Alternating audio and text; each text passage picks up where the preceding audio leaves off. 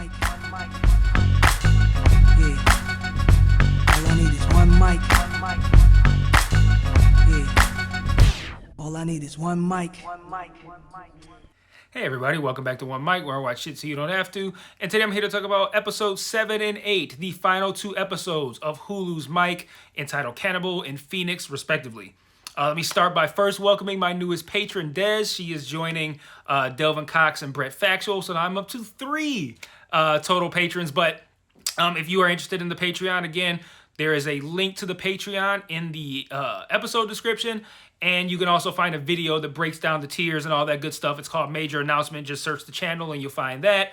But like I said, all those details will be on the link, and the link for the Patreon is in the episode description. So, moving on, let's talk about these final 2 episodes. And I gotta say, for me, these final 2 episodes really limped across the finish line. It was kind of like, it felt like the show wanted to tell this story within these first 6 episodes, and they're like, well, we got to fill out these last 2, and we don't want to overlook any aspect of his life that's important. So we're just going to touch on 18 different things that happened in this large time span, and we're just kind of rush toward the end and just not really spend too much time anywhere. And then that makes these 2 episodes significantly less compelling than the 6 that preceded it. I think the best example of this is in the 7th episode, Cannibal. It's presented at the beginning and at the end is kind of like, okay, this is where I'm going to explain to you guys why I bit Holyfield's ear. So we start off with that, and he's like, no, hold on. We got to build up to that. Then we see a whole bunch of shit that ain't got nothing to do with that. And then we come back to that, and he's just like, yeah, he headbutted me too many times, so I bit him out of retaliation. And I'm like, that wasn't this whole... I thought the whole episode was going to be about leading up to this Holyfield thing. And to a degree, you can rationalize that anything that happened in Mike Tyson's life during that time period contributed to volatile behavior. You can make that argument for sure. But I don't know. It doesn't make for a compelling episode of television when you frame these episodes that way, but you don't live up to it. So to give you an example of what I mean, each of the episodes that preceded these 2 kind of felt very focused on a specific topic. Like, this is what we want to teach you guys about Mike this week. This is what we're going to teach you this week. These episodes are given names that suggest that, like Cannibal. I'm thinking, okay, this one's going to be all about the Holyfield situation. Everything about the Holyfield fight leading up to it. Phoenix, this is going to be about his rebirth and after his career or whatever. And we're going to talk about, after he retires, what he went on to do. Neither of those things are true. The 2 episodes really just felt like, we're going to take these last 40 or so minutes and we're going to touch on everything else. And some of those things are things that probably would have mattered. And if he watched this, he might go like, wow, they really glazed over this thing that's very important. Like, oh, I don't know, the death of one of my kids. Like, maybe that's something you want to spend more than one scene on. But like I said, it felt very much like, okay, we got to finish this thing out. Hit this, and this, and we're done and we're out. And that made for these last 2 episodes to not be very compelling. And it had this show wrap up in a very just kind of like, well, that's what it was kind of way. Let's see, what else? What do I have I want to talk about here, though? I think that if they wanted to stick to kind of like these themes, it might have been wise to have one of these episodes, probably episode 7, just based on what happens in the episode, to be about his wives and his kids and family and love and how that drives him. Because the whole purpose of this show has kind of seemed to be, aside from the Desiree episode, a means to kind of painting Mike Tyson in a sympathetic light. And it's up to you whether or not you want to accept that and feel for the guy, or if you want to look at this as almost like Mike Tyson propaganda. Like, no, I know this guy's a piece of shit. Don't try to tell me that he's decent or that he has good reasons for being a piece of shit. No matter where you fall, the show itself is trying to make him a sympathetic character, aside from the Desiree episode. But in these last 2, I feel like you could have used that, you could have stuck with that theme and continued to make him look sympathetic by focusing on his wives and his kids and all that sort of stuff. But we really just kind of like spread that out over the 2 episodes. And it feels very much like, okay, let's talk about this, and we're just going to kind of speed through it. And, it's like this was a person or event that took place in Mike's life. We should talk about it or at least mention it, but that's all we're going to dedicate to it. That's kind of what it feels like, from someone as important as a wife to someone like Steve Crocodile Finch. They get equal fucking time in this episode. I mean, in these 2 episodes, I'm sorry. So we meet Monica Turner and Kiki Spicer, I believe, in each episode. These are the 2 wives that he had. We spend very little time with either of them, none of which is particularly compelling. But that's the show. The show treats them as if they're not that compelling. It's like, hey, here's another woman. Oh, I happen to marry this one. Oh, here's another kid. Yeah, I have another one now, and I'm super excited about it. But the show doesn't treat it like it matters. Like, it doesn't treat these weddings like they're important or that they're serious. It doesn't treat these kids like these are momentous moments in his life. It's just like, wife, yay, kid, I'm happy, moving on. Like, that doesn't make me feel like it matters. So it treats these wives and these kids as afterthoughts, and even if they were afterthoughts, which I'm sure they're not, but like just working under the assumption, like the hypothetical scenario in which they are afterthoughts, if you don't want to portray them as that, you got to spend a little bit more time. So they're going to come off as afterthoughts, whether they are or not. That's how I'm going to take them.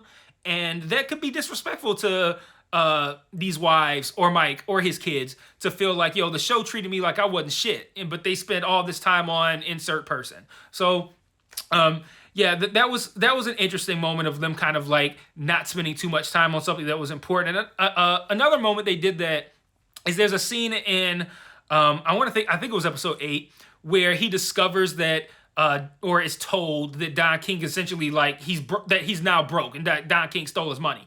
And he's like, I made $300 million. Where's my money? And he's justifiably pissed off. He apparently wants to meet with Don King, and Don King's like, yeah, come to Florida. He goes to Florida. He's with somebody who we haven't really seen at all in the show. And they're like, he's just sitting in the back chilling. He has a box in his hand. I assumed the box was like a gun or something like that, but we never see what's in the box. He kicks Don from the back seat of this car while he's driving. They run around the car. Don gets back in and drives off, and that's the last we see of it. Does that feel like an adequate ending for the Don King Mike Tyson storyline? Does that feel like how I had $300 million and now you're telling me I should go for bankruptcy? Does that feel like how that situation should be resolved? Of course not. But it is when you are just trying to get to the finish line and you're not really concerned with giving any amount of time or special treatment toward these important moments. That's what it feels like. And that felt like a joke. Like that's not serious or something like that. Like it was almost played for laughs to a degree. They're running around the car like fucking Bugs Bunny and Daffy Duck. Like, what kind of stupid shit is this? This is not how you should be portraying the baddest man on the planet wanting to confront someone over causing him to have to file for bankruptcy. Like, that's not how you play that scene. But it is when you fucking rush it. There's another moment that I thought was weird where he's being introduced to his second and I believe current wife, Kiki Spicer. And she's introduced herself. She goes, my friends call me Kiki. And he says, can I call you Kiki? She's like, you're not my friend that we just met. What the fuck do you say that for then? like I feel like if you say, my name is Lakia, but my friends call me Kiki, that is a way of saying, call me Kiki. Like, if you're not gonna let me call you Kiki, why did you tell me that? Just introduce yourself as Lakia and move the fuck on. Like, that was a really weird scene to me. To the point where I put that in my notes. Like, what kind of shit is this? But it wasn't all bad. Actually, it wasn't none of it was bad. It's just none of it was compelling. Like, it was just kind of like, it really felt like, okay, since you guys are so concerned with speeding toward the finish line, so am I. Let's get this over with and we can be done with the show and we can move on. But it wasn't all bad. There was a good moment in episode 8 where they kind of compared the reaction of the public to him biting Evander Holyfield to the reaction of the public of him raping Desiree. And he's kind of, and it's Desiree vocalizing this like, but when he attacked me, you guys didn't give a fuck and you came after me. But when he attacks a man, now all of a sudden he's a problem. And like I wish they had explored that a little bit more. Like that's a very valid point to make. And really the only time in which this show really tries to portray Mike as anything other than sympathetic is in anything involving Desiree. But I feel like if you want to give a balanced portrayal of this guy, you can't make it look like he has a valid reason for all of the shitty things he's done. Like, you got to give some time to showcasing the fact that at times this guy was a real piece of shit, and that's all there is to it. And I think that sometimes there's still that aura of Mike Tyson, right? And I've watched Mike Tyson long after his career. I encourage you guys, watch the Bill Maher's Club Random episode where he talked to Mike Tyson. Watch that and you will look at him in a completely different light. He's a different guy, for sure. But I think that aura still hangs over him, where it's like, I want to give some accountability or criticize what he did in his past, but it's Mike Tyson. I don't want to get fucked up. Like, he's like this this omnipotent person who can fuck you up through any means. Like, if you say something bad to him, he's gonna punch you through your fucking YouTube camera. Like, there's no, he's not gonna come after you. Like, you can be even-handed in how you portray him, and I think that ultimately portraying him as sympathetic for 7 out of 8 episodes is probably not going to reflect well on the show. I also think that at the end of the day, just like all of these other like ripped from the headline shows like The Dropout and you know, all these ones that are based on these real life stories that we know about, they all feel very unnecessary. And when I say unnecessary, I don't mean that the story doesn't need to be told, but watching it, it feels like I didn't need to watch this. Like, it just kind of feels like, okay. It's like, there's so much incredibly high quality television out there. So much. That's why I'm here, to point you in the direction of that high quality shit. You do not need to be wasting time with these just okay retellings of real life events. Like at the end of the day, this show had its moments, but do you need to watch these 8 episodes? Did you need, am I going to sit here and encourage you like, yo, you got to watch that 8 episode limited series about Mike Tyson? You don't need to watch it. You don't. Like, there's so many more things that are more compelling than this. And I think that they hurt themselves through rushing toward the end, but then also through wanting to give it this kind of like comedic slant.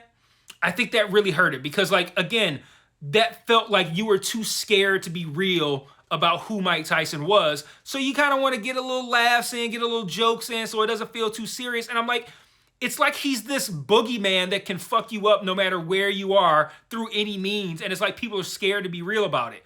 And I'm like, that I think hurt this show because it feels disingenuous. It feels like, you know, we don't, like, he had some bad moments, but he's not that bad of a guy. And look at how he's joking and you get it, right? And it's like, all right, come on, man. Like, this doesn't feel like something that's authentic, but it also doesn't really feel like something I need to see. I don't need to see this weird kind of like lighthearted, sympathetic take on Mike Tyson's life. But again, I don't want to shit on the show. I did sit here and cover all 8 episodes, and I do want to say that, like, Trevante Rhodes, I think, is really good in this. You know, I don't know who the fuck we is. I talked about the limited series Emmy nominations and how that was the worst category to me, because I felt like it nominated all of the mediocre limited series that focused on shit like this, like these weird rip from the headline stories, and none of them are that good. They're all just okay. The really good limited series, like 1883, We Own This City, Pachinko, Under the Banner of Heaven, those got no love. But we're sitting here getting this. So it's like, you know, there's stuff you can be watching that's just a little bit more worth your time. So I'm going to wrap this one up. If you are compelled to watch anything else that I cover, I have an episode for The Patient, episode 4, that just dropped just now. Well, by the time this is up, it will have been like an hour ago. I'm going to be covering, I got Rings of Power coming tomorrow, Friday the 16th. And then there will be back to, House of the Dragon next week. And I think, Atlanta tomorrow as well. So Atlanta for the final season, that starts tomorrow. So you can subscribe and check that one out as well. That should be out. I don't know. It kind of depends on when I end up watching Atlanta. If I watch it tonight, it'll be out early tomorrow. If not, I'll be watching it early tomorrow, and then the video will be out early afternoon. So wherever I see you, when I see you, till then, peace.